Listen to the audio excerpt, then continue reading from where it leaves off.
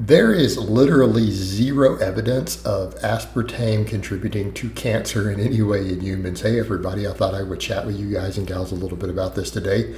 It's one of these topics that for some reason has just stuck around, has been pervasive.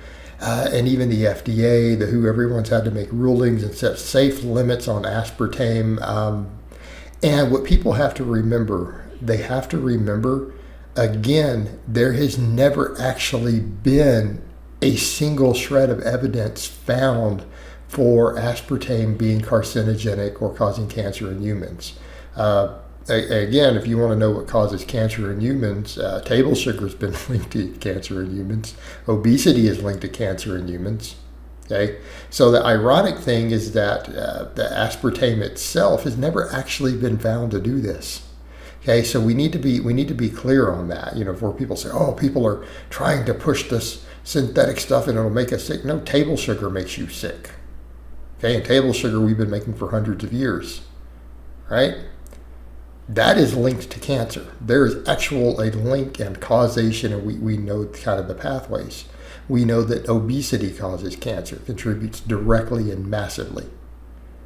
And aspartame can help with both those things. Again, it's a 0-calorie sweetener. So when people will start saying, but what about rats? Well, here's the thing, and I'll get into what the FDA's limits and stuff are. But the thing with the rat studies, keep in mind, as I've seen one person joke many years ago in a nutrition class, we were joking about it, and he had said, yeah, but living causes cancer in live rats. So there's a reason a lot of times rats are used and rodents are used in some of these studies, because cancer is relatively easy and common. Like they get cancer really easy. They're just prone to it.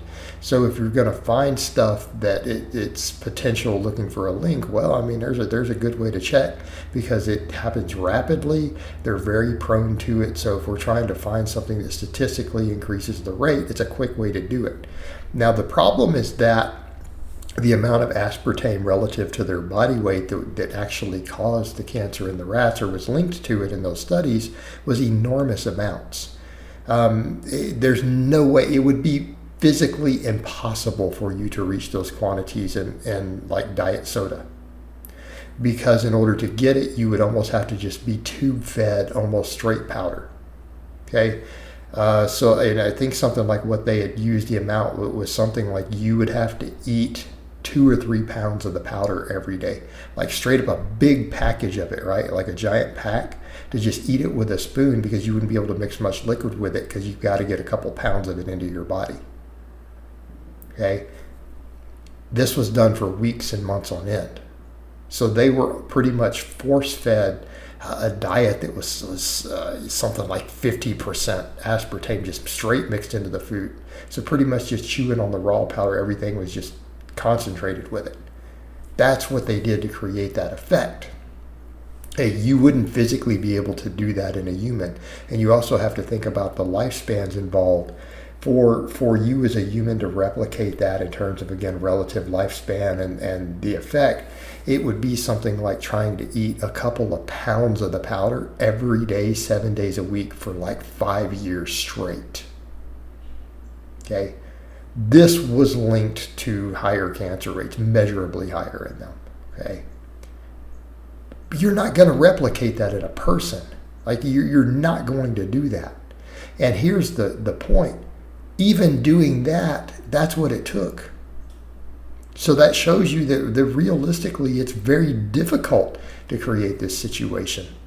I mean, and that's kind of the crazy thing too. What happened if you were to try to do the equivalent thing with a refined sugar like table sugar? Compare those side by side, and you're going to find it's going to be an even higher, faster rate.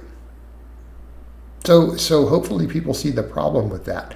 But then we have, because of those studies, this has hung on forever and ever and ever and ever, to the point where people fear it's had to be studied. And keeping in mind, in humans, there has never been any link found. There's no statistical apparent link. Like, in other words, people who consume large amounts of aspartame versus people who don't even seem to have a correlation with higher cancer rates.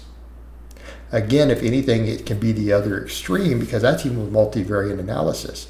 Because the problem is eating large amounts of sugars, which is the opposite. That's a problem. Being obese, well, people who eat artificial sweeteners are consuming less junk food calories. They're going to tend to be less obese. So it's kind of like finding that link. It's just non-existent. We can't find it. So then people say, well, why does the FDA set limits? Because they have to. And so what the FDA is tested and determined to be a safe amount, meaning this is the amounts they've tested in humans and long-term to see what happens if any negative effects, is something like the equivalent. So if you're going to get it from, say, diet soda, the quantities that they set, that as an adult you would need to drink, I believe it's either 16 or 18 cans a day of diet soda, Diet Coke, right? So I think when people have measured out what they've determined to be the safe limit, and again, that doesn't mean it's dangerous to go over, it means that they've determined that it's generally safe. We can't find any ill effects when people are given this for a prolonged period of time. Okay, but as we're not talking about something you're going to get from, say, drinking a diet soda. Because again, if you're drinking a 12-pack every day of the cans, you're probably more likely to have problems from the aluminum in the cans than you are from the aspartame.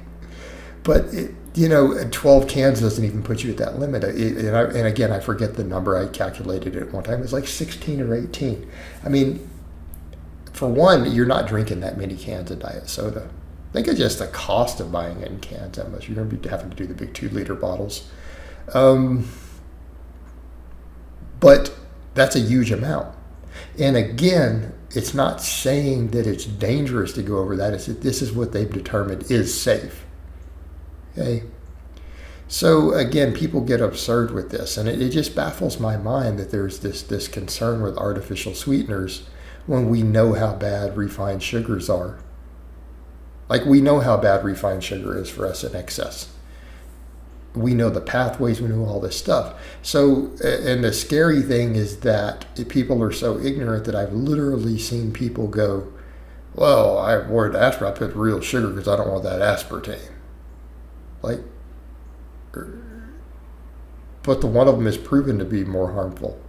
But the point that we need to make here is that even if it turns out we're wrong and there is a risk, the thing is there's no actual evidence of it, and that's kind of the point. There's no actual evidence of it.